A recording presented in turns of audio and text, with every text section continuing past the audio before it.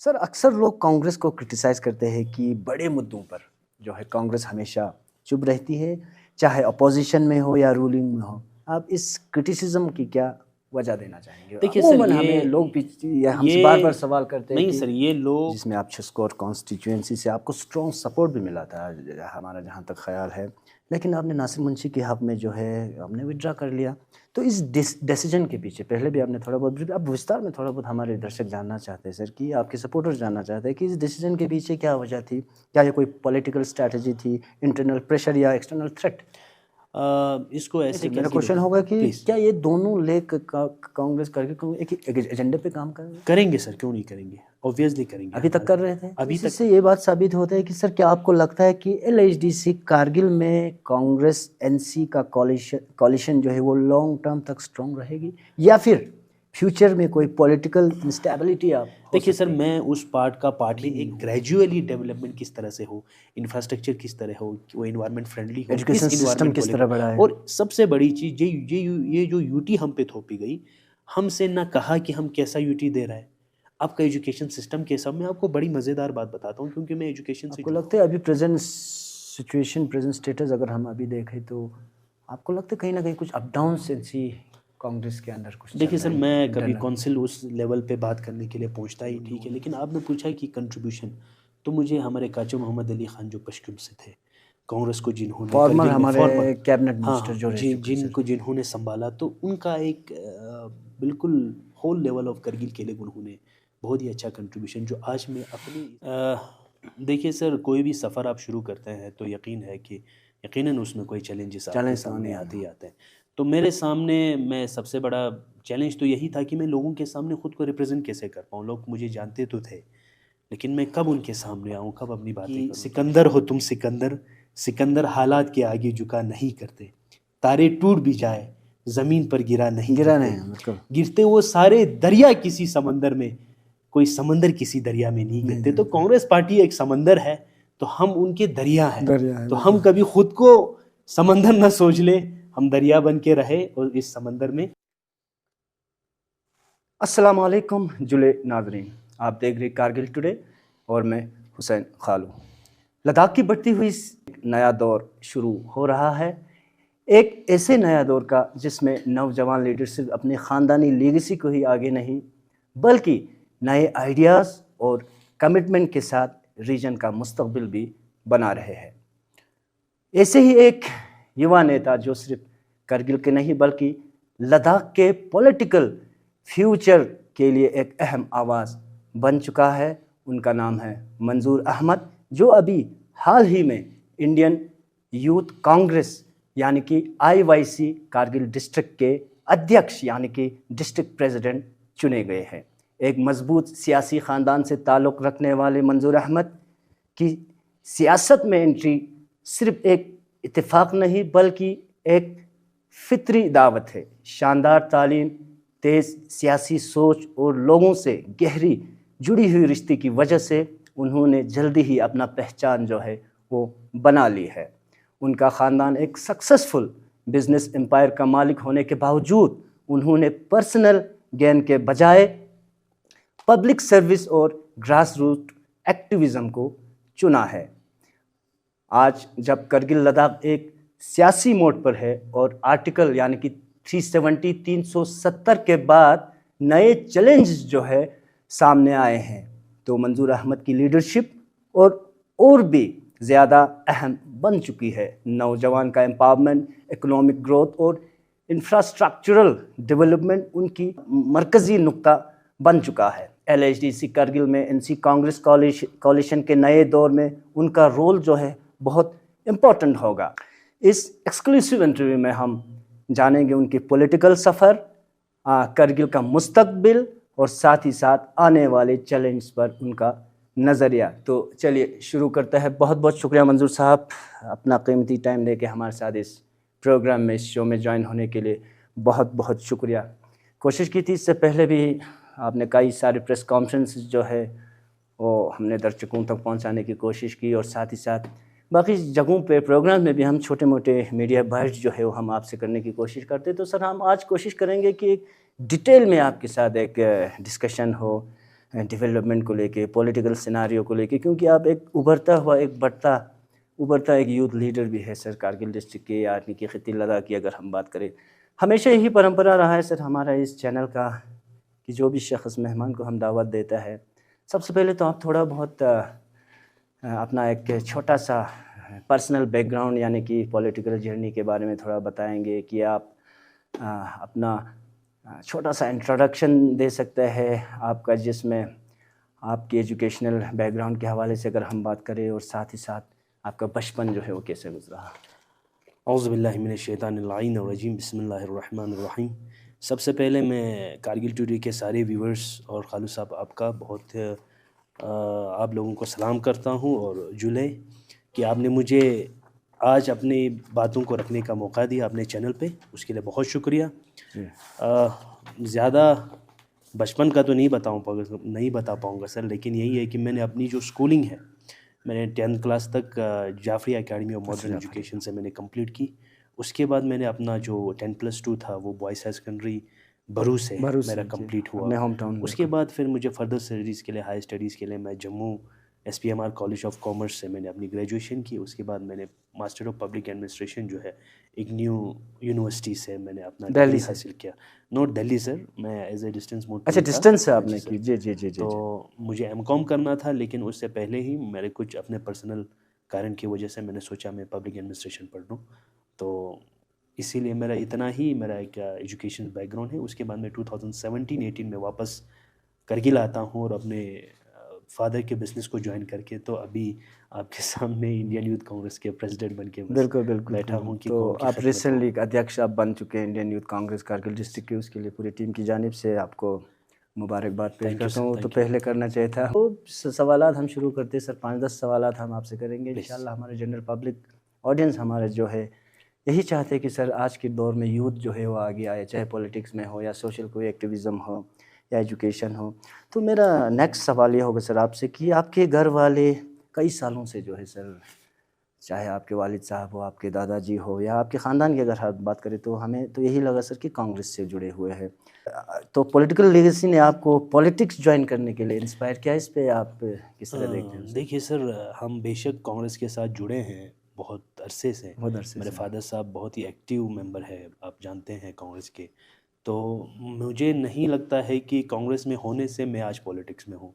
Basically आप जानते हैं कि करगिल में हर गांव में एक मुखिया का रोल, एक जैसे कि हमारे लोकल भाषा में मला का जो रोल है, माला जो मेरा छुतुक गांव है, उनका जो मला जो सिस्टम जो हम करते हैं, तो मेरे दादाजी से मेरे परदादा, उसके बाद मेरे दादाजी, उसके बाद मेरे फादर साहब, तो उसमें माला मीन्स चाहे हमारा सुख हो या दुख हो, चाहे सुख हो चाहे दुख हो, किसी के फौत होता हो या शादी होता हो या हमारे मुहर्रम, हाँ, उसके बगैर भी जब कोई आपका सोशल कोई इविल आपके गांव में होता है, या कुछ आपको ज़मीन के फैसले करने होते हैं, यानी सोशल रिस्पॉन्सिबिलिटी, और हाँ सोशल जजमेंट में भी जहाँ पे थोड़े लॉज रूल्स को चलाने का जो काम है वो मेरे ख़ानदान में मेरे फादर साहब अंजाम पिछले से चलता आ रहा है। पिछले से, तो उसकी वजह से हमें भी ये उसी ख़ानदान से हमें ये ताकत मिली, और हमें भी ये सोच में आया कि हमें इस लीगेसी को आगे लेके जाना है for the betterment of our village, for the betterment of our society के लिए।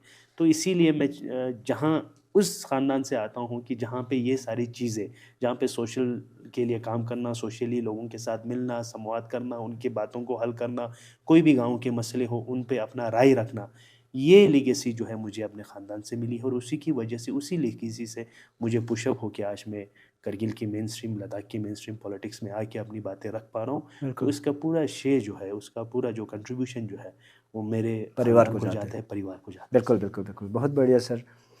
तो आपका परिवार जो है सर, एक बिज़नेस की अगर हम बात करें तो एक सक्सेसफुल बिज़नेस आप लोगों का माशाल्लाह। हम तो यही दुआ करते हैं सर आप और भी तरक्की करें इंशाल्लाह। लेकिन आपने जो पॉलिटिक्स जो आपने चूज़ की है सरकारी नौकरी के बजाय, तो इस फैसले के पीछे क्या वजह रही होगी? देखिए सर, मैं क्योंकि आप से पहले मैं यही समझता था कि मेरे लिए बेटर जो है वो बिज़नेस था, लेकिन जब मैं उस बिज़नेस में जुड़ा हूँ, तो आपको खालू साहब मैं बताते चलूँ, आप करगिल की मार्केट जब आप सर्वे करेंगे, खाली 2 ही दुकान है जहाँ पे करगिल के सारे without any caste, reason, creed, religious, हर लोग 2 जगह पे ज़रूर आते हैं। एक हमारे शिलिक से हाजी थांचो की दुकान है, वहाँ पे आप देखोगे एक वहाँ जमाना है। एग्रीकल्चरल रिलेटेड हाँ आइटम्स हाँ हाँ मिलेंगे, है हाँ, ना? लेकिन वहाँ पे लोग आते हैं, बैठते हाँ, हैं, 2 मिनट के लिए वेट करते हैं। दूसरा तो आपका मेरे फादर साहब भी बड़ा गेस्टर टाइप के हैं, उसके दुकान, उनके भी दुकान पे जंस्कार से हो, चाहे ले से हो, चाहे सापी से तुर्तुक से हो, हो, चाहे सपी से हो, चाहे द्रास से हो, इवन कि हर इलाके के लोग आके वहाँ पे बीइंग ए कस्टमर भी आते हैं। तो अपना 2 मिनट के लिए जुमे की नमाज के लिए आएगा या किसी फंक्शन के लिए आएंगे तो 2 मिनट वहाँ पे बैठने के लिए भी आते हैं। ऐसे गप्पे तो शप्पे उस, मारने। हाँ, उस वजह से, उस सोशल मोबिलाइजेशन से, उस दुकान से, उस बिजनेस से ही मुझे ये आइडिया मिला कि लोगों की कितनी परेशानी है, लोगों की आइडियाज़ क्या है, लोगों की मुश्किलात कहाँ पे है, कहाँ किस वजह से हम इन चीज़ों को हल कर सकते हैं। जब ये आइडियाज़ बोलने के लिए on the media, on the ground कोई था नहीं, तो मैं अपने बिजनेस को ही श्रेय मानता हूँ कि इस पॉलिटिक्स में आने का।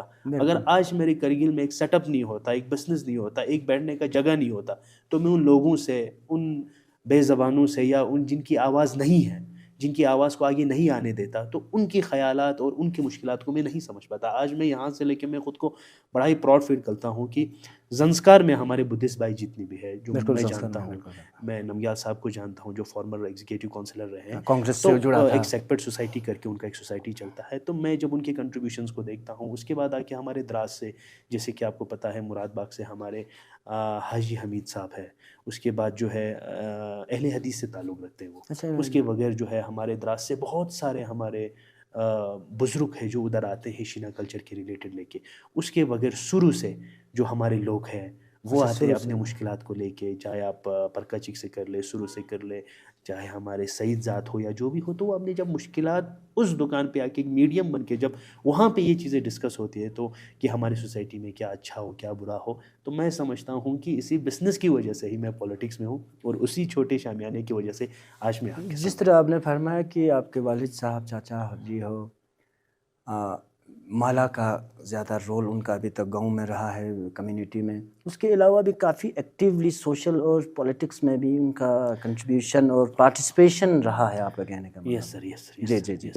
तो मंजूर साहब, हमारा दूसरा सवाल यही रहेगा सिर कि अपना पॉलिटिकल जर्नी को, जर्नी में आपको कौन से चैलेंजेस, ज़्यादातर काफ़ी चैलेंजेस हमारे, चाहे सोशो हो या पॉलिटिकल हो सर, या किसी भी चीज़ को हम शुरुआत जब करते तो चैलेंज तो हमें काफ़ी फेस करना पड़ता है, तो आपने उनको कैसे यानी कि ओवरकम किया?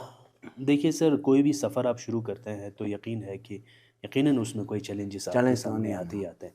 तो मेरे सामने, मैं सबसे बड़ा चैलेंज तो यही था कि मैं लोगों के सामने खुद को रिप्रेजेंट कैसे कर पाऊँ। लोग मुझे जानते तो थे, लेकिन मैं कब उनके सामने आऊँ, कब अपनी बातें करूँ। तो ये काउंसिल इलेक्शन से ही मेरा शुरू हुआ। तब मैंने काउंसलर के लिए अपने कॉन्स्टिट्यूंसी से नॉमिनेशन फॉर्म भर दी थी। उसके बाद मैंने उसको विड्रॉ भी किया। कुछ रीजंस थे, कुछ लोकल इश्यूज़ के रीजंस थे, या कोई यूनिफाइड हमारा कोई अलायंस कुछ बना नहीं किसी के साथ, तो हमने उस चीज़ को वहाँ से हमने ये वापस ले ली थी अपनी। तो वहाँ से लेके आगे आने तक, क्योंकि मेरे लिए वो एक बड़ा सोसाइटी बड़ी छोटी है। यहाँ लगता है कि कोई अगर इलेक्शन में निकले और उतर जाए तो बहुत सारे लोग कुछ न कुछ आपके ऊपर तनकीद करते बिल्कुल बैठते हैं कि बिल्कुल। शायद इनको पैसे आया होगा या हाँ, इनको कुछ क्रिटिसाइज तो और होते चीज़ रहेंगे। आया होगा। लेकिन मैं उन चीज़ों को उन चीज़ों को अपना फेलियर नहीं मानता हूँ या फिर चैलेंजेस नहीं मानता हूँ। चैलेंजेस मुझे तब हुआ जब, आपको पता है, पूरे कांग्रेस की जो हमारी मेंबरशिप थी एमपी इलेक्शन में, इंडिया ब्लॉक्स के बगैर जो है, इंडिया ब्लॉक्स के बगैर उन्होंने हाजी हनीफा जान का साथ दिया था। तो हमारी जो ऑफिस थी वो बिल्कुल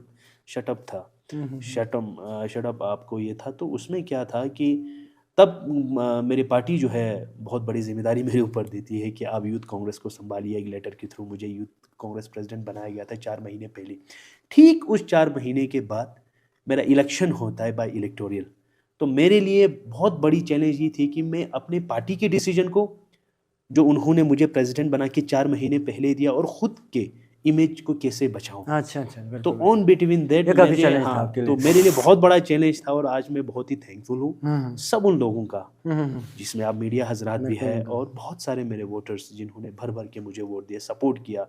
तो बहुत सारे मेरे एल्डर्स जिन्होंने मुझे फ़ोन पे तसल्ली दी और मुझे एनकरेज किया कि आपको आना है और आपको संभालना है इस पार्टी को। तो मेरे लिए उससे बड़ी चैलेंज कुछ भी नहीं था। तो अभी बिल्कुल तक का चैलेंज यही है कि मैं बिल्कुल। अपने पार्टी के उस फैसले को भी कायम रख पाया और अपने सीट को भी। बिल्कुल बिल्कुल सर, जब आपको इंडियन यूथ कांग्रेस यानी कि आईवाईसी डिस्ट्रिक्ट करगिल का अध्यक्ष आपको प्रेसिडेंट इलेक्ट किया गया, तो उसमें सबसे पहले आपका फर्स्ट क्या रिएक्शन थे? सर मैं रिएक्शन तो यही है कि आप खुद देखिए 1884 में 1884-85 में एओ ह्यूम जब कांग्रेस का बिल्कुल आप इस्टेब्लिश करते हैं इंडिया में, तो ये खाली एक, इसके बाद महात्मा गांधी उस मूवमेंट को ले जाके इंडिया को फ्रीडम दिलाता है in the banner, under the banner of Indian national Congress.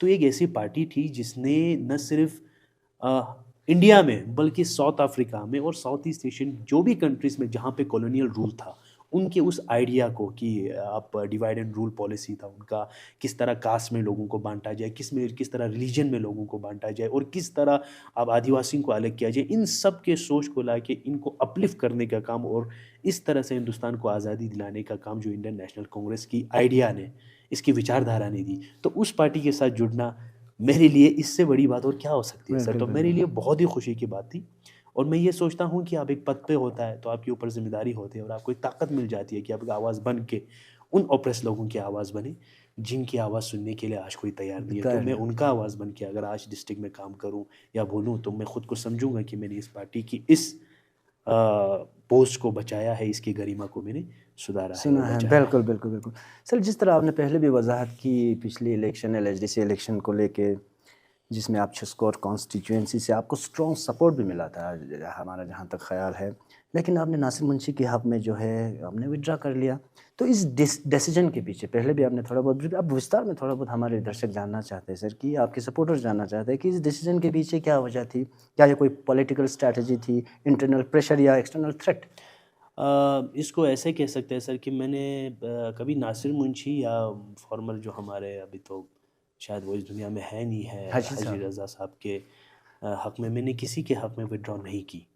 तो एक मेरा मकसद था कि एक यूनिफाइड हो के हम एक चीज़ के खिलाफ। आपका पर्सनल डिसीजन था? मेरा पर्सनल डिसीजन था सर। किसी का कोई प्रेशर या कोई दबाव? मेरा पर्सनल डिसीजन था, निकलना भी और बैठना भी। मैं चाहता था कि मैं ना निकलूं, लेकिन कोई छुस्कोर से एक यूथ आए या छुस्कोर से ही छुस्कोर कॉन्स्टिट्यूंसी का कोई एक बंदा आए जो छुस्कोर को लीड करे।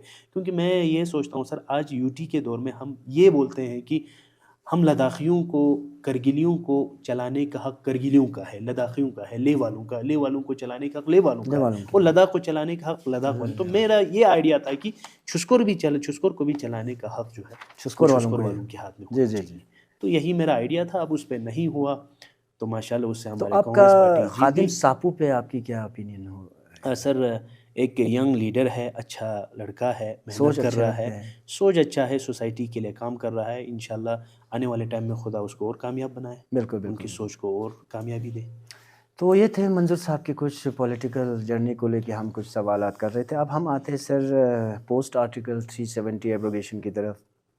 व्यूज़ हम आपके जानना चाहते हैं सर, आर्टिकल 370 हटने के बाद, और अगर हम ओवरऑल ख़िते लद्दाख की बात करें, लद्दाख जब फुल फ्लेज्ड यूनियन टेरिटरी बने, जिसमें कारगिल इन जनरल और लद्दाख इन पर्टिकुलर, कैसे देखते हैं सर पोस्ट आर्टिकल 370 एब्रोगेशन? देखिए सर, आपको पता है आर्टिकल 370 और 35A जिस स्टेट जम्मू कश्मीर स्टेट को जो कॉन्स्टिट्यूशन के थ्रू मिला था, तो जिसकी वजह से आज, जिसकी एब्रोगेशन की वजह से आज हम इतनी मुश्किलात झेल रहे हैं। आपको पता है आज हम रोड पे है क्यों है? ताकि हमारी ज़मीन की प्रोटेक्शन हो। आज हम रोड पे है क्यों है? क्योंकि हमारे बच्चों के अनएम्प्लॉयमेंट इश्यूज़ बहुत रेस हो रहे हैं। आज हम रोड पे क्यों है? इसलिए है कि हम अपनी कल्चर को, अपनी सकाफ़त को, अपनी लैंग्वेज को कैसे बचाएं। और आज इसलिए हम गवर्नमेंट से मांग कर रहे हैं कि हमारे रिसोर्सेज को आप बचाएं, क्योंकि लद्दाख जैसे एरिया बहुत ही फ्रेजाइल है। फ्रेजाइल एरिया, बिल्कुल। आप देखें थोड़ी सी कंस्ट्रक्शन में हमारे क्लाइमेट चेंज इतने हमको जब दिख रहे हैं, तो मास लेवल पे, लार्ज लेवल पे जब सारे लोग यहाँ पे इन्वेस्टमेंट करने आएंगे और इस रिसोर्स को एक्सप्लॉइट करेंगे, तो आपको पता है कि यहाँ का इन्वायरमेंट कैसा रहेगा। तो आर्टिकल 370 हमें ये राइट देता था कि हम अपने इन सारी चीज़ों को प्रोटेक्ट करें, और ये प्रोटेक्ट हमें कॉन्स्टिट्यूशन से ही मिला था, ये प्रोटेक्शन। तो जब ये हमसे हटा, तो यही सोचिए सर, मैं उसके साथ जो है आगा रुहुल्लाह जी एक बात करते हैं कि जब तक हम 370 पाएंगे नहीं तब तक हम बैठेंगे नहीं। तो जब भी कभी संघर्ष करना हो 370 के लिए, और जब भी कभी मौका मिले, तो हम हमेशा उसी कौल के साथ, ऐसी आवाज़ों के साथ हमेशा खड़ा होंगे और हमेशा मांगेंगे कि हमें 370 अगर वापस मिले तो फिर से, क्योंकि एक कॉन्स्टिट्यूशन ने भी हमें राइट दिया है कि हम अपने मांगों को रखने के लिए, उसको रिव्यू करने के लिए एक कॉन्स्टिट्यूशन में भी राइट है, तो उसके ज़रिए हमें 370 फिर से मिले और सारे जो मुश्किलात आज हम झेल रहे हैं वो हम आने वाले करगिल में, आने वाले जम्मू कश्मीर में, आने वाले लद्दाख में न झेलें। बिल्कुल, इसी से रिलेटेड 2-3 सवालात और होंगे सर। क्या आपको लगता है कि यूटी स्टेटस से कारगिल को फ़ायदा हुआ या फिर लोगों के लिए ज़्यादा, जिस तरह आप अभी फरमा रहे कि चैलेंज जो है क्रिएट कर? देखिए सर, जब एक यूटी का सेटअप हुआ तो हमें पता है कि हमें 6500 करोड़ का हम बजट देंगे, आपकी इधर इन्वेस्टमेंट देंगे, एम्प्लॉयमेंट देंगे। तो जितने भी जो वादे गवर्नमेंट ने किए थे उन सब पे गवर्नमेंट नहीं उतरी। अगर आपका, मैं आपको ये कहना चाहता हूँ कि जैसे मैंने आपको कहा कि लद्दाख की इन्वायरमेंट जो है वो बड़ी फ्रेजाइल है। अगर आप इसको बिल्कुल ड्रास्टिकली आप इसमें डेवलपमेंट करोगे, रैपिड आप इसमें डेवलपमेंट, अगर आप सोचते हो कि बिल्डिंग्स बनाना या पुलिस लाइन बनाना या कॉलेजेस कुछ खड़े करना या फिर गवर्नमेंट बिल्डिंग्स को, जैसे कि हमारे सेक्रेटेरिएट पे बना हुआ था उसके ऊपर फिर से बिल्डिंगें कौंसल खड़ा करना, सेक्रेटेरिएट पे, कौंसल सेक्रेटेरिएट पे, अगर उसको डेवलपमेंट का अगर नाम दे तो वो डेवलपमेंट हम लद्दाखियों को, करगिल वालों को नहीं चाहिए। हमें एक ग्रेजुअली डेवलपमेंट किस तरह से हो, इंफ्रास्ट्रक्चर किस तरह हो, वो इन्वायरमेंट फ्रेंडली हो, एजुकेशन इस सिस्टम इन्वायरमेंट को किस तरह लेकर। बढ़ा है? और सबसे बड़ी चीज़ ये जो यूटी हम पे थोपी गई, हमसे ना कहा कि हम कैसा यूटी दे रहा है, आपका एजुकेशन सिस्टम कैसा। मैं आपको बड़ी मज़ेदार बात बताता हूँ क्योंकि मैं एजुकेशन से जुड़ा हूँ। हमारे गवर्नमेंट स्कूल्स में यूकेजी, उसके बाद नहीं एलकेजी, उसके बाद यूकेजी, उसके बाद सीधा फर्स्ट, ये सेटअप है। तो उसमें क्या है, इस साल अगर आप एनसीईआरटी के बुक्स देखोगे फर्स्ट के, तो हमारा एलकेजी और यूकेजी करने वाला बंदा नहीं पढ़ सकते। उस पे मैं सोचता हूँ कि हमारे एजुकेशन जो एग्जीक्यूटिव है उसको बड़ा सोचना है कि हम बच्चों के इस प्रोसेस को किस तरह कंप्लीट करें। क्योंकि एजुकेशन सिस्टम में आप एक सिस्टम ला रहे हो जिसकी कोई नॉलेज, जिसका कोई है ही नहीं आता पता, हमारे न टीचर्स को है। बुक्स कैसे आएंगे, किस तरह की शेड्यूल्स बनेंगे, इन पे जब लोकल्स को लेके आप डिस्कस नहीं करोगे, लोकल्स पे जब रिसर्च करके नहीं करोगे, 2 दिन में आप एक भाषण से अगर यूटी दे के आप अपने रूल्स रेगुलेशन दे दोगे, उसको झेलने में, उनको पाने में, उस हद तक पहुँचने में लद्दाखियों को टाइम तो लगता। तो अगर लद्दाखियों को कॉन्फिडेंट में लेके आप एक यूटी बनाते तो मैं सोचता वो लद्दाख के हित में होता और लद्दाख के लोगों के हित में होता। बिल्कुल, बिल्कुल, बिल्कुल। तो सिमिलरली और एक सवाल होगा सर, लद्दाख के लिए 6 शेड्यूल के डिमांड के बारे में आपका क्या कहना है? क्या ये ज़रूरी है? देखिए सर, आपने पहले कहा कि आप आर्टिकल एब्रोगेशन ऑफ आर्टिकल 370 को कैसे, 35 35A और इसको कैसे मानते हैं। देखिए सर, उसके बाद हमारे पास बचता क्या है अपने कॉन्स्टिट्यूशन के हिसाब से कि हम अपने एरिया को बचाएं। That is only the 6 schedule. Safeguardings. हाँ, safeguard, 6 schedule safeguard करता है आपके नॉर्थ ईस्ट स्टेट्स, मिजोरम हो गया, त्रिपुरा हो गया, आपका नॉर्थ ईस्ट के पूरे मेघालय जो हो गया। मेघालय हो गए, इनमें कि आप ऑटोनॉमस काउंसिल बनाए जो न सिर्फ लेजिस्लेचर, एडमिनिस्ट्रेटिव, जुडिशियल ऑल्सो, कुछ जुडिशियल, हद पे जुडिशियल और कस्टम्स, कुछ आप जब लोकल लगाना चाहते हो उन सब के लिए उस जगह को, कल्चर के, सकाफत को, उसके इन्वायरमेंट को देख के उनको प्रोटेक्ट करने के लिए वो राइट देते हैं। देयर इज़ द ओनली ये safe guard in the constitution of India, that is 6 schedule, जिसकी वजह से हम अपने इन सारी चीज़ों को प्रोटेक्ट कर सकते हैं, जिसमें लैंड है, हमारा कल्चर है, लैंग्वेज है। आप बखूबी जानते हैं सर, 4-5 दिन से हमारे इधर लैंग्वेज का बड़ा इशू चल रहा है। द्रास में आप देखिए हमारा शिना है, इसके बाद हमारे हरदास के लोग बल्ती बोलते हैं, उसके बाद हमारे बटाली के लोग जो है वो अपना एक भाषा बोलते हैं, उसके बाद आप हमारे करगिल में पुरकी ज़बान चलती है, ज़ंस्कार में अपना एक लैंग्वेज मतलब हर चलता है। 40 किलोमीटर हर पर 40-50 लैंग्वेज चेंज हो रहा तो है। इस लैंग्वेज को बचाने के लिए, इस कल्चर को बचाने के लिए हमारे पास एक ही उपाय है, वो है 6 शेड्यूल, और ये होना चाहिए। और इसके लिए हर लद्दाखी को आवाज़ उठानी चाहिए और उसके बारे में स्टडी करनी चाहिए। बिल्कुल, बिल्कुल, बिल्कुल, बिल्कुल।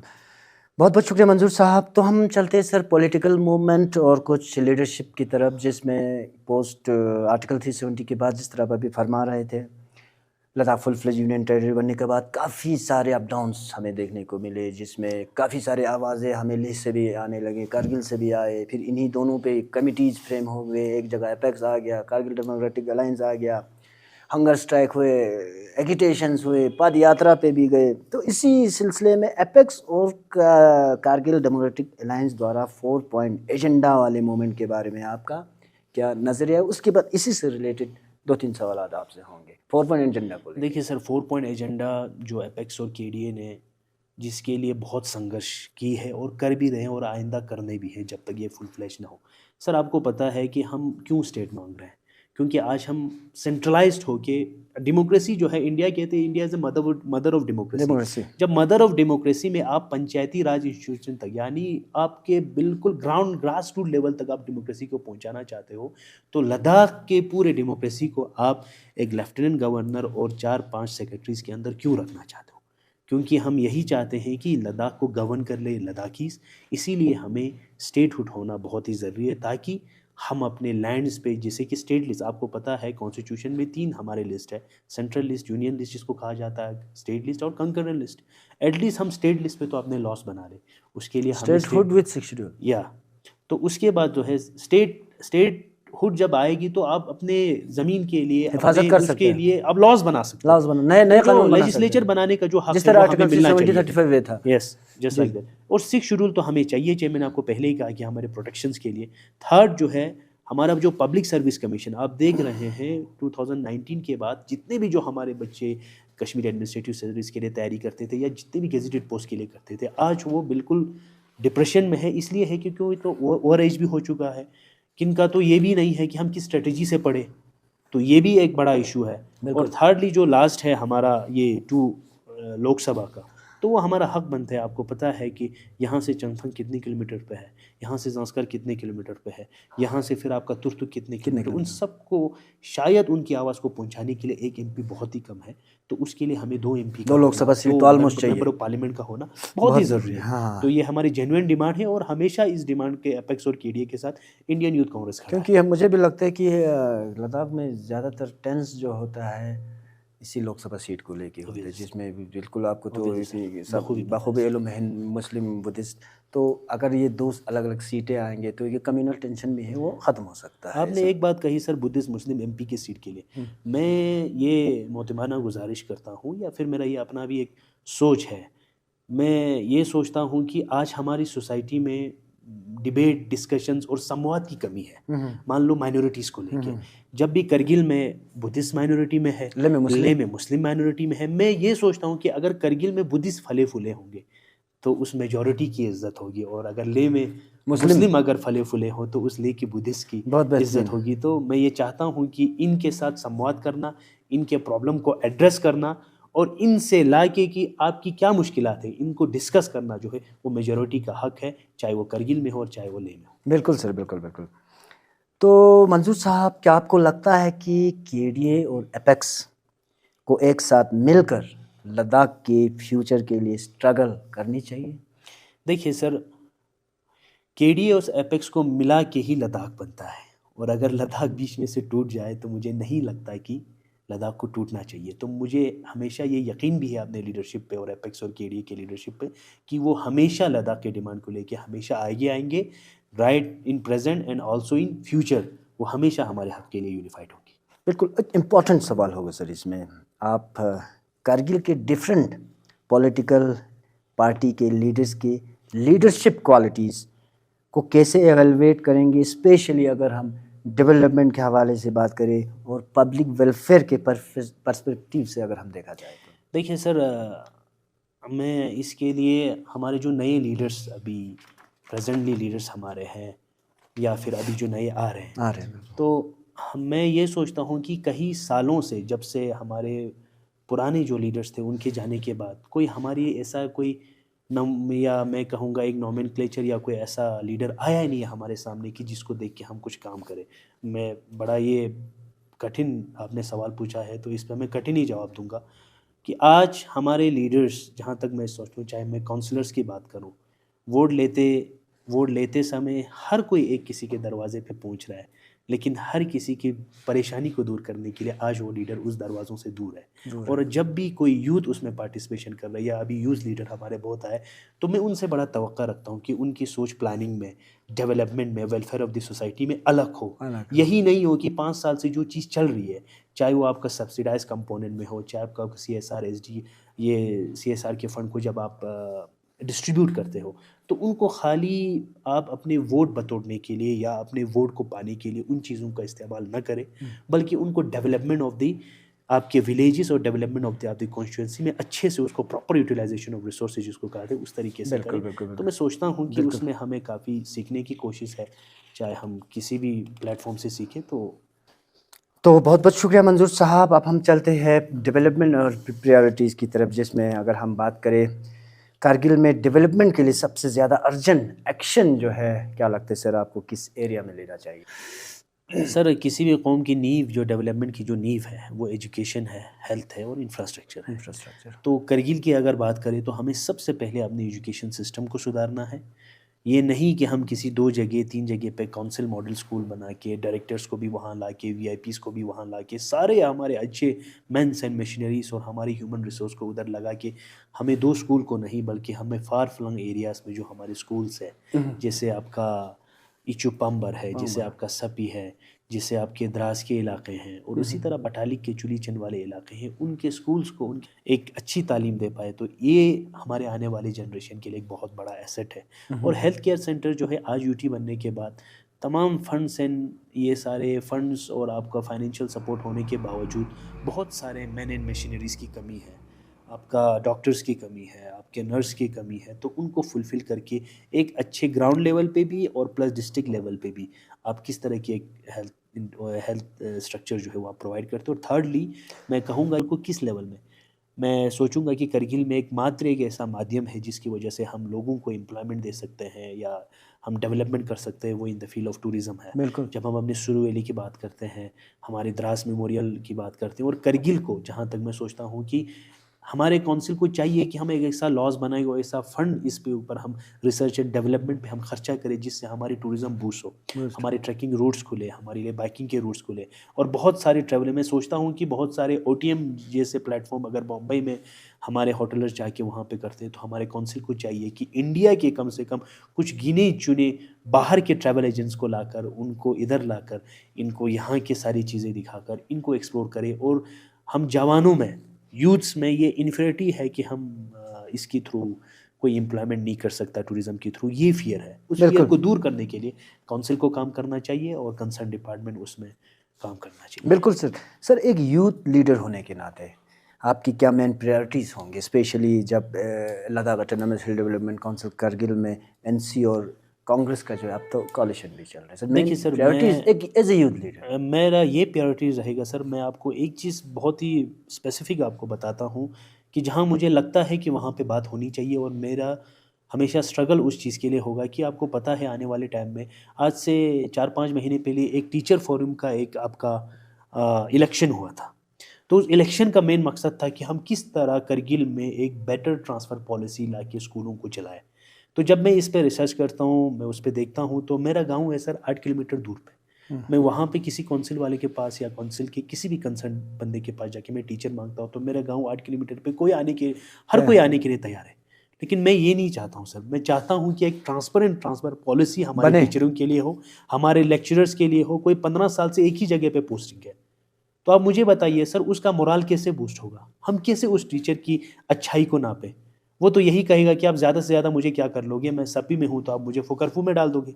इससे ज़्यादा तो उनके ऊपर इफेक्ट पड़ेगा नहीं। तो इससे हमारा टीचर का मोराल डाउन हो रहा है, हमारा एजुकेशन सिस्टम ख़राब हो रहा है।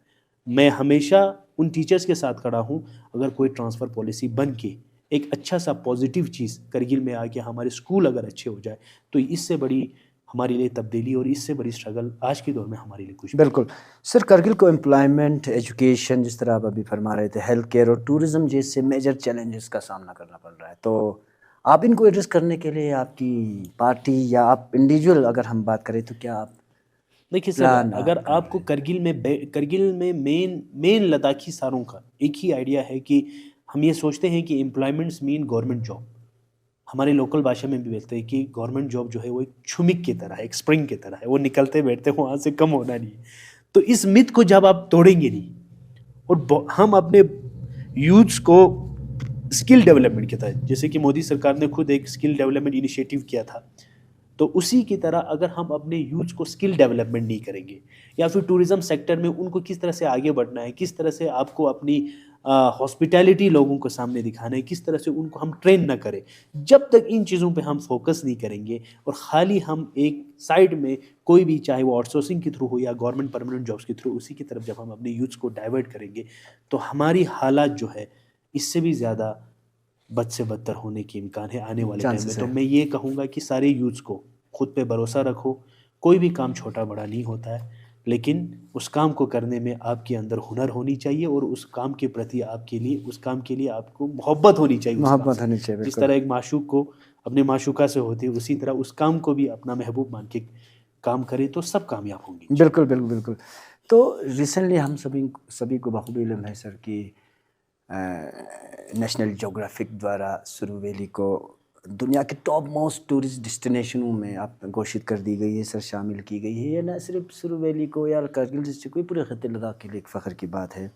तो इस पर आपका क्या कहना है सर, और ये कारगिल के टूरिज़्म को कैसे बूस्ट कर सकते हैं सर? आप टॉप मोस्ट डेस्टिनेशन में जो है आप सुरुवेली आ चुके हैं। देखिए सर, सुरुवेली जो है आपने बताया कि नेशनल ज्योग्राफी चैनल ने top most destination in the world 15 पे है आई थिंक रैंक में। बिल्कुल। तो बहुत ही एक खुशी की बात थी पूरे लद्दाख कभी हम के लिए। सोच भी नहीं सकते। कभी हम सोच भी नहीं सकते, तो हमने तो ये भी नहीं सोचा कि कभी ऐसा वक़्त आएगा कि इस तरह की हमें बातें या इस तरह की अच्छी खबर हमको सुनने सुनने को मिलेगी। मिले। लेकिन ये हुआ और मुझे लगता है कि सुरुवेली के साथ ये नाइंसाफ़ी है, क्योंकि पूरी लद्दाख के लिए ये एक फ़ख्र की बात थी और पूरे लद्दाख लेवल पे, यूटी लेवल पे इस चीज़ को सेलिब्रेट किया जाता, इस चीज़ को प्रोत्साहित किया जाता, उस इलाके के लोगों को हम एप्रिशिएट कर Appreciate पाते। किया तो जाता, इसको बिल्कुल। और लेवल पे, और एक चीज़ मैं जब उसमें एक थोड़ा-सा एक बाइट का एक इंटरव्यू सुन रहा था, पूरा मैं नहीं पढ़ पाया, जो कंसर्न थे नेशनल ज्योग्राफी से, तो उन्होंने बताया कि वहाँ पे बहुत सारे जगहों पे कंस्ट्रक्शन की वजह से अब उधर क्रशर्स का काम, इसका काम ज़्यादा हो रहा है, जिसकी वजह से हमारे जो लोग, जिससे सुरुवेली जाना जाता है कि माउंटेनियरिंग के लिए, अभी पैराग्लाइडिंग जो है आगा एनुल हुदा ने वहाँ पे शुरू की, किया। उसके बाद स्नो स्नो स्कीक्स का, उससे पहले जो है टूरिज्म डिपार्टमेंट के साथ मिल के उन्होंने वहाँ पे एक ये माउंटेनियरिंग का नुनकुन बेस कैंप का उन्होंने हाँ, वो वहाँ भी पे किया था। ये किया। तो मैं सोचता हूँ कि एज ए यूथ लीडर वो बहुत एक अच्छा काम कर रहा है, और मुझे लगता है कि पूरी डिस्ट्रिक्ट को एक अच्छा सा एक इनिशिएटिव लेके, अच्छा सा एक फाइनेंशियल सपोर्ट भी करके सुरुवेली को उस मकाम से उससे आगे लाने आगे के लिए बढ़ाने। कैसे काम करने, उसके लिए हमें पूरे करगिल को मिलके काम करने की बिल्कुल। ज़रूरत तो चलते सर, आप टाइम वक्त का भी तकाजा, अब हम चलते सर कांग्रेस की तरफ, कांग्रेस पार्टी की तरफ। साथ ही साथ आपकी कुछ इंटरनल पॉलिटिक्स को लेकर हम थोड़ा बहुत डिस्कस करना चाहते हैं। लोकसभा इलेक्शन सबको बखूबी इल्म है सर, इन दौरान कारगिल कांग्रेस के अंदर एक बड़ा डिस्प्यूट हुआ जब पार्टी ने इंडिया ब्लॉक के बजाय इंडिपेंडेंट कैंडिडेट को Yes, आप लोगों ने सपोर्ट किया। तो इसके बारे में क्या कहना चाहते हैं? देखिए सर, मैं इसके डिटेल में नहीं जाना चाहता हूँ, लेकिन मैं एक चीज़ सोचता हूँ कि पार्टी बहुत बड़ी होती है एक इंसान से, एक शख्स से। तो मैं सोचता हूँ कि पार्टी के आइडियोलॉजी को लेके जब कांग्रेस पार्टी के ऊपर हर किसी बंदे का या हर किसी करगिल वासी का सोच जो है अच्छा है, तो मैं चाहता था कि कांग्रेस से ही एमपी आए और कांग्रेस के मैंडेट भी आए। बस इतना चाहूँगा कि पार्टी से बढ़ के कोई बड़ी चीज़ नहीं होती। इसके लिए बहुत एक अच्छी शेर कही है किसी ने कि सिकंदर हो तुम सिकंदर, सिकंदर हालात के आगे झुका नहीं करते, तारे टूट भी जाए ज़मीन पर गिरा नहीं गिरा करते, नहीं, बिल्कुल। गिरते वो सारे दरिया किसी समंदर में, कोई समंदर किसी दरिया में नहीं गिरते। तो कांग्रेस पार्टी एक समंदर है, तो हम उनके दरिया हैं। दरिया है, तो हम कभी खुद को समंदर न सोच ले, हम दरिया बन के रहे और इस समंदर में बह जाए। तो हमारी तो यही सोच है सर। तो सर, आज की डेट में कारगिल कांग्रेस की पोजीशन क्या है और आप इसे मजबूत बनाने के लिए क्या स्टेप्स जो है आप लेंगे? देखिए सर, मैं ये बहुत ही अच्छा सवाल आपने किया कि मैं क्या स्ट्रेंथन करना चाहता हूँ। आपको बखूबी मालूम है कि एक वक़्त था 1989 तक, जहाँ तक आपका शुरू एरिया, टीएचजी ब्लॉक, द्रास, पश्तून, सोच जो इलाके थे, वो हार्डकोर कांग्रेसीज़ थे। जहाँ तक मैं अपने फादर साहब से या उनसे हिस्ट्री सुनता हूँ, तो मेरा हमेशा ये मकसद रहेगा कि कांग्रेस बेशक आज 2-4 सीटें कम हो काउंसिल में, लेकिन उससे ज़्यादा जो है इन एरियाज़ में जो हार्डकोर कांग्रेसीज़ है, जिनको ये होप नहीं दिखता कांग्रेस में, मैं उस होप को वापस ला पाऊँ और उन सारे कांग्रेसियों को अपने साथ जुड़ा पाऊँ। तो यही मेरे मकसद रहेगा। आपका अगर मेन इसी पहला को ही प्रायोरिटी आपका मेरा यही है। प्रायोरिटी यही है कि मैं उन सारे कांग्रेसियों को जो कहते हैं कि हम कांग्रेसी है, हम बिल्कुल, हमारे दादाजी कांग्रेस थे, हमारे बाप कांग्रेस है उनको और आप हम भी कांग्रेस हैं, घर मैं वापसी उनको करना चाहते हैं। घर वापसी नहीं, उनको वो ताकत और उनको वो इज्जत देना चाहता हूँ जो कांग्रेस पार्टी उनको देनी चाहिए। जी जी जी जी जी जी सर, अक्सर लोग कांग्रेस को क्रिटिसाइज करते हैं कि बड़े मुद्दों पर जो है कांग्रेस हमेशा चुप रहती है, चाहे अपोजिशन में हो या रूलिंग में हो। आप इस क्रिटिसिज्म की क्या वजह देना चाहेंगे? देखिए सर, अमूमन ये हमें लोग ये हमसे ये बार बार सवाल करते हैं नहीं कि सर, ये लोगों का कहना है, अब लोग कहेंगे, अपने ओपिनियन देंगे, लेकिन मैं सोचता हूँ कि जो लड़ाई आज लद्दाख में कांग्रेस लड़ रही है हाँ, या करगिल में, वो कोई और पार्टी नहीं नहीं लड़ रही। करगिल कांग्रेस की बात करें, करगिल ले कांग्रेस कांग्रेस में की आप नहीं। देखिए सर, आपके 4 पॉइंट एजेंडा पे कौन खड़ा है?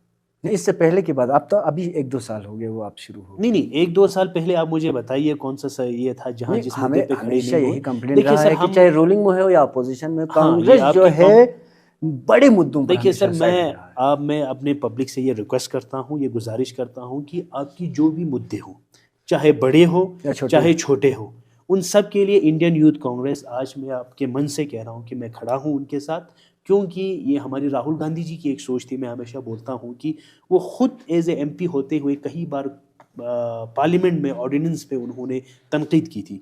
तो इंडियन यूथ कांग्रेस जो है वो एक इंडिपेंडेंट प्लेटफॉर्म है, इस पे हमारी ऊपर कोई किसी का जोर ज़बरदस्ती भी नहीं है, कोई प्रेशर भी नहीं है।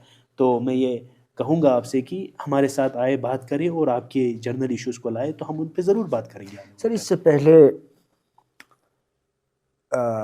काफ़ी सर्व की है आपका x youth president Yusuf Arsenal, उसकी कंट्रीब्यूशन को आप किस तरह देखते हो? उसके 3 ईयर में यूथ कांग्रेस किस तरह आगे चला? देखिए सर, ये यूसुफ भाई बहुत ही अच्छे लीडर है, वही थे जिन्होंने इंडियन यूथ कांग्रेस को करगिल में, जहां हमारे एज के लोगों को, मैं ये नहीं कहूँगा उससे पहले रियाज साहब भी थे, उससे पहले फिर हमारे एग्जीक्यूटिव काउंसलर जाकिर साहब भी रहे जाकिर हैं। साहब, तो मैं कहूँगा कि हमारे दौर में इस यूथ कांग्रेस को आगे लाने का, इसकी पोजीशन की मकाम को लोगों तक पहुँचाने का, कि क्या इसका गरिमा है, क्या इस पोजीशन की वैल्यू है, वो वैल्यू यूसुफ साहब ने यूसुफ हमको साहब का बताया। है, तो बिल्कुल उनका बहुत बड़ा कंट्रीब्यूशन। कंट्रीब्यूशन रहा है।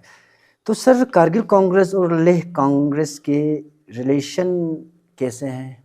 और साथ ही साथ क्या इन दोनों को एक ही एजेंडा पे काम, ये दोनों करते एक ही देखिए एजेंडा सर, पे? पूरे कांग्रेस का एजेंडा एक ही है, जिसमें अपलिफ्टमेंट ऑफ द सोसाइटी है, जिसमें नहीं, हम तो यूनिटी ऑफ द हमेशा नेशन यही है। देखते हैं सर, नहीं नहीं, लेह जिसमें यूनिटी कांग्रेस ऑफ द में नेशन है, लेह जिसमें कारगिल, आपका वुमेन एम्पावरमेंट है, तो उस पे, तो उस आइडिया पे तो करगिल कांग्रेस को भी चलना है, लेह कांग्रेस को भी चलना है। और जहाँ तक जो भी आवाज़ आनी चाहिए बाहर, या जिनका कोई आवाज़ नहीं बन रहे, उनका आवाज़ बनने का काम जो नहीं है सर, मेरा करगिल। क्वेश्चन होगा कि प्लीज़ क्या ये दोनों कांग्रेस कारगिल कांग्रेस एक ही एजेंडे पे काम कर रहे हैं? करेंगे सर, क्यों नहीं करेंगे, ऑब्वियसली करेंगे। अभी तक कर रहे थे? अभी तक कर रहे हैं। बिल्कुल।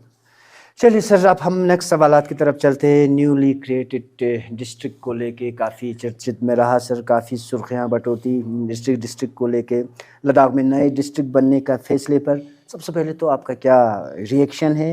क्या आपको लगता है कि ये डिसीजन लोगों के लिए फेयर और बेनिफिशियल था? देखिए सर, जिस तरह यूटी को ऐसे ही हम पे थोप दिया गया बिना कंसल्ट किए, तो उसी तरह मैं चाहता हूं कि अभी डिस्ट्रिक्ट अनाउंसमेंट हुआ है, लेकिन उसके रूल्स, उसके क्या बाउंड्रीज होंगे, इनके बारे में कमिटीज़ बैठी है, उन्होंने रिसर्च किया। लेकिन मैं खुश हूं कि डिस्ट्रिक्ट का अनाउंसमेंट होने पे हमारे द्रास को मिला, जंस्कार वासियों को मिला, उसके बाद शम्स, नुब्रा, चांगथांग। हाँ, डिस्क्रिमिनेशन आपका हुआ कुछ एरियाज़ में जहाँ से मांग उठ रही है, हम उनके भी साथ हैं, उनको भी मिलना चाहिए। लेकिन डिस्ट्रिक्ट्स ऐसा ना हो कि जैसे अभी ये यूटी बना है, तो डिस्ट्रिक्ट्स में सारे सेटअप हो, सारे डिपार्टमेंट्स खुले, उसको खाली एक एसडीएम के थ्रू, एक आईएएस ऑफिसर एक एसडीएम बना के उसके थ्रू कंट्रोल न किया जाए। हेड ऑफिस आप फिर ले में रखोगे, करगिल में रखोगे, बाकी डिस्ट्रिक्ट्स को सेंट्रलाइज करके एक ही जगह पे रखोगे, नहीं।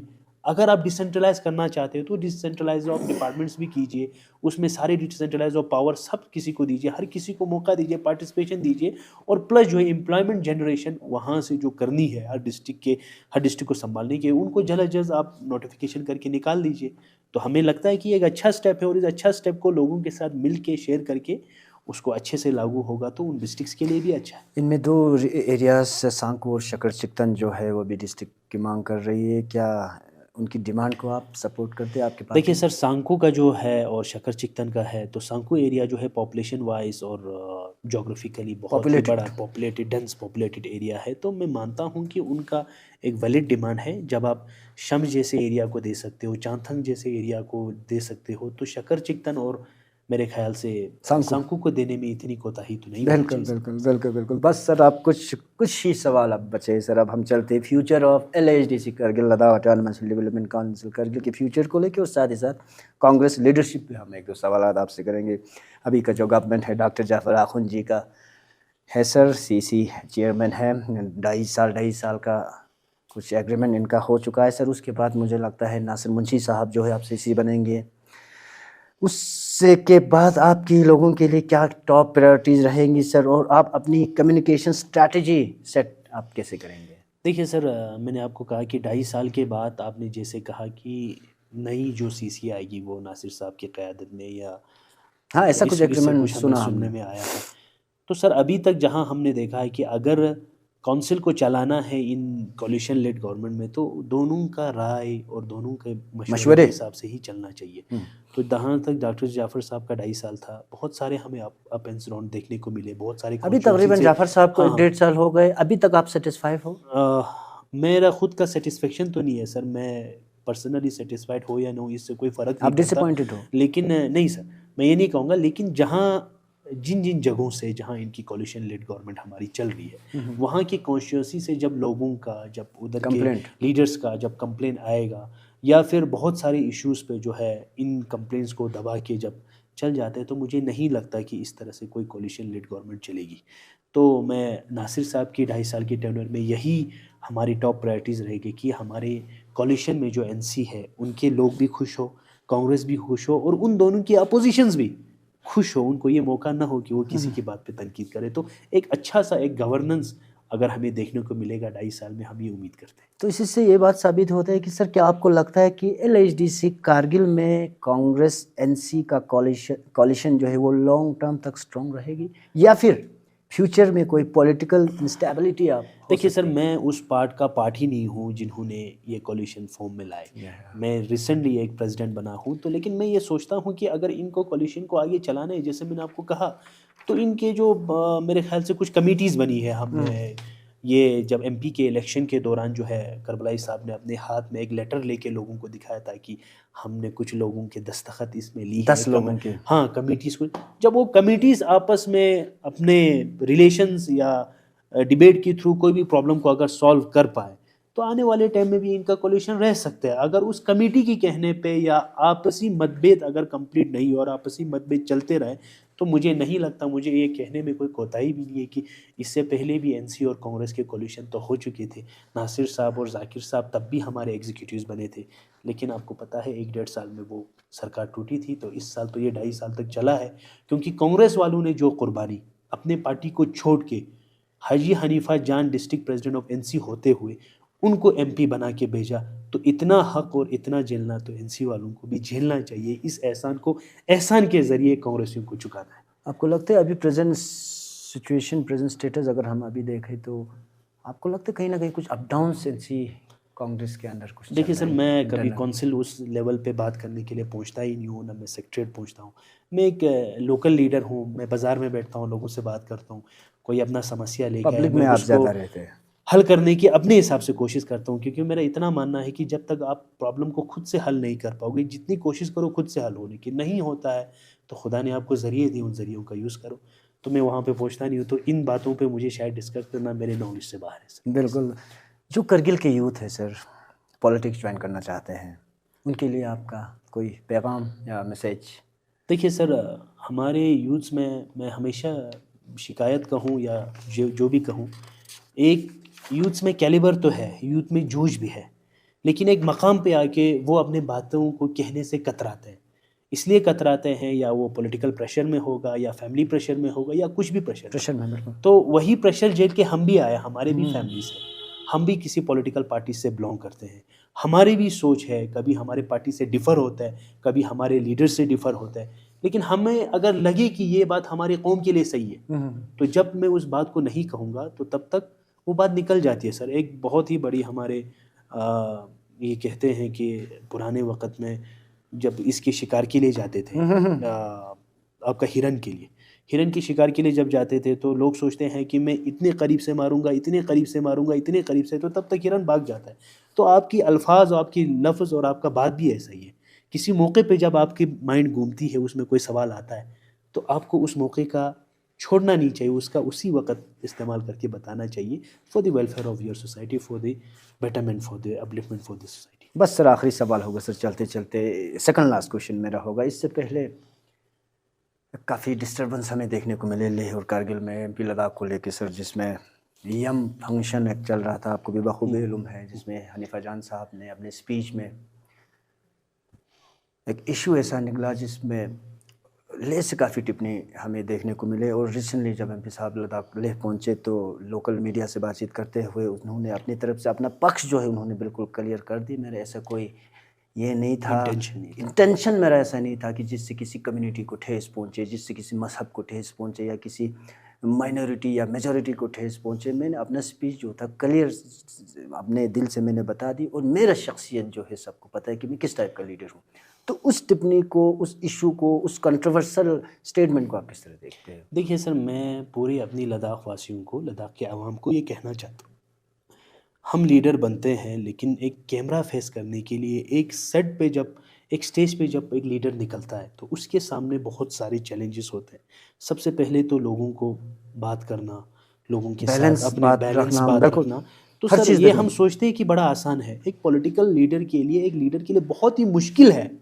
और उस मुश्किल घड़ी में अगर हनीफा जान की मुंह से हल्की सी कोई बात निकल के आई, बेशक किसी को हल्का नहीं लगाओ, बेशक किसी को हल्का नहीं लगाओ, लेकिन इससे भी कड़वी बातें फॉर्मर हमारे एमपी साहब, जेटीएन साहब ने की कि करगिल तो एक रोड का नाम करगिल नहीं है, आप दर्सिक जाइए, गरकुन जाइए, मुलबेग जाइए, जंस्कार जाइए। तो हमने जब इतना दरिया दिली दिखा के जेटीएन साहब की उस बातों को लद्दाखियों ने बुला दिया, तो हाजी हनीफा जान की इस बात को भी शायद हम एक अच्छी दरिया दिली दिखा के शायद उनकी कुछ स्लिप ऑफ टंग करके या एक ऐसा मान के हम उसको ख़त्म कर दे, तो शायद इससे हमारी कम्युनल हार्मनी भी बचेगी। और हम सब लोगों को चाहिए, जैसे मैं आपको कह रहा हूँ, कि जब तक हम अपने माइनॉरिटीज़ के राइट्स को, उनको प्रोटेक्ट नहीं करेंगे और उनकी तरफ हमारे आपसी जो कम्युनल हार्मनी को हम बरकरार रखने की कोशिश नहीं करेंगे, तब हम लद्दाख वासी कहने के काबिल ही नहीं है, तब हम बुद्धिस्ट कहने के काबिल नहीं है, तब हम मुस्लिम कहने के भी काबिल नहीं है। तो मेरा यही रहेगा कि एक बड़ा दिल दिखा के अगर हमारी बुद्धिस्ट कम्युनिटी सोचती है अलग से कुछ, तो ऐसा ना सोचे। उन्होंने अपना स्टेटमेंट क्लियर कर दिया है, तो आने वाले दौर में हम भी लीडर्स हैं, हमसे भी ये गलती हो सकती है, लेकिन कभी हमारी ज़बान पे ना जाके हमारे दिल को भी देखने की बिल्कुल बिल्कुल, बहुत बहुत शुक्रिया। तो आखिरी सवाल होगा मंजूर साहब, चलते चलते इम्पोर्टेंट है सवाल पूछना, मैं मुनासिब समझता हूँ सर। कांग्रेस लीडरशिप को लेके और कंट्रीब्यूशन को लेके मेरा आखिरी सवाल आपसे होगा, अगर आपको किसी कांग्रेस लीडर के लिए, चाहे वो अलाइव हो या डिसीज हो, कंट्रीब्यूशन हाईलाइट करनी हो, तो आप किसको और क्यों चूज़ करेंगे? आखिरी सवाल होगा, बड़ा इंपॉर्टेंट सवाल। देखिए सर, मैं बहुत सारे लीडर्स हैं, लेकिन किसी का नाम लेना, पर्सनल नाम लेना, तो मैं सोचता हूँ कि चलो ठीक है। लेकिन आपने पूछा कि कंट्रीब्यूशन, तो मुझे हमारे काचो मोहम्मद अली खान जो पश्चिम से थे, कांग्रेस को जिन्होंने फॉर्मर हमारे कैबिनेट मिनिस्टर जो रह चुके हैं, जिन्होंने संभाला, तो उनका एक बिल्कुल होल लेवल ऑफ करगिल के लिए उन्होंने बहुत ही अच्छा कंट्रीब्यूशन, जो आज मैं अपने इस उम्र में रह के भी देखता हूँ, वो है हमारा। और आपने अपने सीनियर से भी सुना? हाँ, मैंने सीनियर से भी सुना है। तो बहुत सारे सेंट्रल स्पॉन्सर स्कीम को उन्होंने करगिल में लाने का काम किया, प्लस अपने लोगों में अपना लीडरशिप रख के कांग्रेस के लिए मर बैठना, किसी भी पार्टी के लिए, अगर आरएनसी की बात करूं, कांग्रेस की बात करूं, कोई कार्यकर्ता उस तक मरे, वो मोहब्बत पैदा करने का जो काम किया वो उनका था। और थर्डली, जो हमारा कुर्बथंग जो प्रोजेक्ट था, कनाल जो प्रोजेक्ट, जो आज भी इतने सारे गाँव वासियों को वहाँ से अपने ये मवेशियों के लिए जो चारा जो मिलता है, तो वो कनाल सक्सेस करके पूरे करगिल को हैंडल करना, तो मैं सोचता हूँ कि उससे बड़ी कंट्रीब्यूशन हमारी सोसाइटी में अभी तक नहीं है। बिल्कुल। और एक सवाल बचता था सर इसमें आखिर में, बस चलते चलते लास्ट, आपका करगिल के नेक्स्ट 5 ईयर का फ्यूचर को लेके क्या विजन आपने ली है? सर आखिरी सवाल मैं यही चाहूँगा कि मेरे 5 ईयर्स में बहुत सारे यूथ के साथ जुड़ूँ, बहुत सारे यूथ को अप्रिशिएट कर पाऊँ, और आने वाले टाइम में बहुत सारे यूथ अपने हक हुकूक के लिए, चाहे वो इलेक्टोरियल रोल के थ्रू हो या फिर लोकल लेवल पे हो, हर जगह यूथ आके अपने प्रॉब्लम्स को एड्रेस करे। और यही मेरी कोशिश रहेगी कि हर जगह से यूथ का पार्टिसिपेशन ज़्यादा हो, क्योंकि आपको किसी भी अगर कौम में अगर तब्दीली लानी है, तो आप एक एजिड बंदे को तबलीग करके या उसको कुछ करके नहीं आ सकते, लेकिन यूथ का जो माइंड है वो बिल्कुल यंग होता है, सोचने में भी उनमें कोई वो कोताही या कोई भी खराबी नहीं होता। तो उन यूथ को आगे लाना हमारी प्रायोरिटीज़ होगी। और यूथ को भी यही कहना चाहूँगी, आप लोग गिरने से कभी ना डरें। बिल्कुल। तो गिरेंगे तभी तो उठेंगे। तो यही है कि सक्सेस उसको नहीं कहा जाता कि आप क्या पा लेते हो। सक्सेस उसको कहा जाता है कि उसको पाने में आप कितने बार गिरे हो और कितने बार उठे हो, वो जो जर्नी में जो आप सीखते हो ना, दैट इज़ सक्सेस। तो उसके लिए आप लोग तैयार रहना है। तो मेरा 5 साल में यही कोशिश रहेगा कि मैं यूथ को मोबिलाइज़ कर पाऊँ। चलिए सर, बहुत बहुत शुक्रिया। तो दर्शकों, जैसे जैसे हमारा गुफ्तगू मंजूर अहमद के साथ अख्ताम पर पहुंचती है, एक बात बिल्कुल वाज़ेह हो जाती है, वो सिर्फ एक सियासतदान ही नहीं बल्कि एक विजनरी लीडर भी है जो करगिल के बेहतर मुस्तकबिल बनाने के लिए पुरअज़्म है। उनकी पब्लिक सर्विस के लिए गहरी कमिटमेंट, नौजवानों से जुड़ने की सलाहियत और सियासत में उनका स्ट्रैटेजिक अप्रोच उन्हें नए दौर के एक डायनेमिक एक लीडर बनाता है जो डेवलपमेंट, स्टेबिलिटी और इंक्लूसिविटी का हामी है। ऐसे वक्त में जब करगिल का पॉलिटिकल सिनारियो लगातार बदल रहा है, उनकी लीडरशिप आने वाले चैलेंजेस और अपॉर्चुनिटीज़ का सामना करने में एक अहम किरदार अदा करेगी। चाहे कॉन्स्टिट्यूशनल सेफगार्ड की डिमांड हो, इकोनॉमिक या इंफ्रास्ट्रक्चर डेवलपमेंट का मुद्दा हो, या लद्दाख में कांग्रेस पार्टी को मजबूत करने की कोशिश, मंजूर अहमद की पॉलिटिकल जर्नी अभी शुरू हुई है। तो कोशिश की थी एक बेहतरीन गुफ्तगू मंजूर अहमद साहब के साथ, जो रिसेंटली प्रेसिडेंट बन चुके हैं इंडियन यूथ कांग्रेस यानी कि IYC कारगिल डिस्ट्रिक्ट के। कोशिश की अपनी ओवरऑल लाइफ जर्नी के साथ साथ पूरा पॉलिटिकल जर्नी को हमारे दर्शकों के साथ शेयर करने को, और साथ ही साथ हमारे जितने भी इश्यूज़ जो अभी ख़िते लद्दाख में चल रहे हैं, चाहे एपेक्स से रिलेटेड हो, कारगिल डेमोक्रेटिक अलायंस से हो, कारगिल कांग्रेस के पॉलिटिक्स के बारे में हो, या इनके इंटरनल डिस्प्यूट्स हो, LHDC काउंसिल हो, कॉलिशन के बारे में हो, विस्तार से हमारे दर्शकों के साथ रूबरू थे। आप लोगों को, हमें उम्मीद है कि आपको ये प्रोग्राम जो है, ये इंटरव्यू जो है आप लोगों को पसंद आएगा। आपकी तरफ से भी किसी भी किस्म के फीडबैक, सजेशन या रिमार्क्स अगर आप देना चाहते हैं तो आप कमेंट बॉक्स में आप दे सकते हो। उसके अलावा हमारा ऑफिशियल व्हाट्सएप नंबर जो है स्क्रीन पे डिस्प्ले कर रखी है, आप उन पे भी आप पर्सनली आप DM यानी कि इनबॉक्स आप कर सकते हो 9419269150। तो बने रहे कारगिल टुडे के साथ, कारगिल डिस्ट्रिक्ट के साथ साथ ख़ित्ते लद्दाख के बाकी ख़बरों के लिए आप बने रहे हमारे साथ। इस समय मेरे साथ कैमरा लाइन पे जुड़े हुए हैं इलियास अहमद और मैं हुसैन खालू। इजाज़त दीजिए, खुदा हाफिज़ एंड जुले। For more updates, subscribe to our channel Kargil Today. Click the show links and enjoy watching the videos. Like us on Facebook and follow us on Instagram. Keep watching Kargil Today. Keep enjoying Kargil Today, the only voice of Kargil Ladakh.